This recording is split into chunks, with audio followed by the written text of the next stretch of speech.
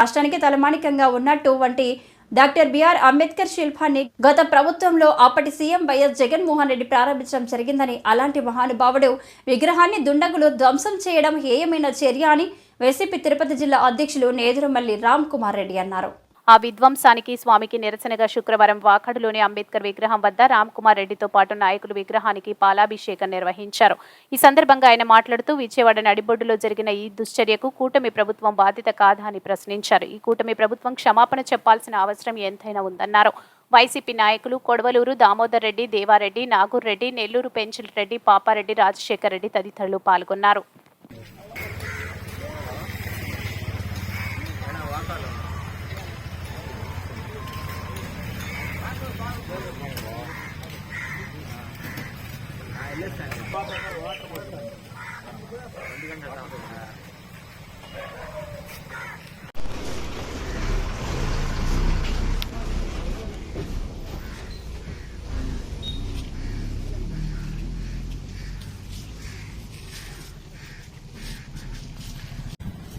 రాష్ట్రానికి తలమానికంగా ఉన్న అటువంటి శిల్పాన్ని ప్రారంభించి అన్వీల్ చేయడం కూడా జరిగింది, విగ్రహావిష్కరణ. ఆ ఘనత అప్పటి ముఖ్యమంత్రి వైఎస్ఆర్ కాంగ్రెస్ పార్టీ అధినేత జగన్మోహన్ రెడ్డి గారికి చెందుతుంది.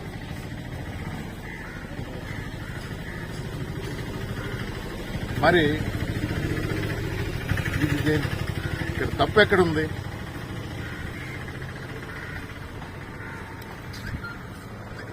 దళితులను గుర్తించి రాజ్యాంగపరంగా రాజ్యాంగంలో సమతూకంలో వారికి అవకాశం కల్పించాలని ముందుకొచ్చిన డాక్టర్ బిఆర్ అంబేద్కర్ గారిని గుర్తుపెట్టుకోవాలని ప్రతిష్టాత్మకంగా కట్టిన ఈ శిల్పాన్ని ఆవిష్కరణ చేసింది జగన్మోహన్ రెడ్డి కాబట్టి ఆయన పేరు ఉండకూడదని లైట్లు ఆపి మరీ దుండగలు దుశ్చర్యకు పాల్పడ్డారు అన్నారు.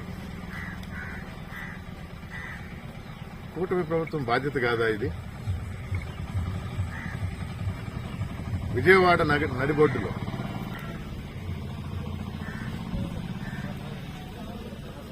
రాష్ట్రంలోనే కాదు దేశంలో ఉన్న దళితులను అవమానించినట్టే క్షమాపణలు చెప్పాల్సిన అవసరం కూటమి ప్రభుత్వం మీద ఉంది. ఈ నియోజకవర్గం రిజర్వ్డ్ కాన్స్టిట్యున్సీగా ఇక్కడ ఎమ్మెల్యేగా రెండోసారి ఎన్నికైన వ్యక్తి ఉన్నారు. ఇప్పటి వరకు ఈ చర్య మీద, ఈ సంఘటన మీద నోరు తెరవలేదంటే నాకేమనాలో తెలియటం. ఓట్ల కోసం వాడుకుంటారు, మాటల్లో కాదు చేతల్లో, పదవుల్లో అనుకున్న దానికన్నా ఎక్కువ రిజర్వేషన్ కోటాలో చేసి చూపించింది జగన్మోహన్ రెడ్డి గారు.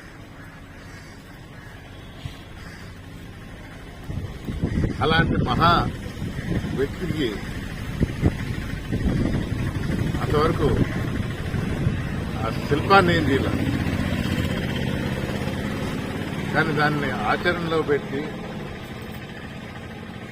అతనికి పేరు రాకూడదని మీరు ఉన్న శిలాఫలకాన్ని ధ్వంసం చేసినంత మాత్రాన జగన్మోహన్ రెడ్డి గారి పేరు కానీ ఆయన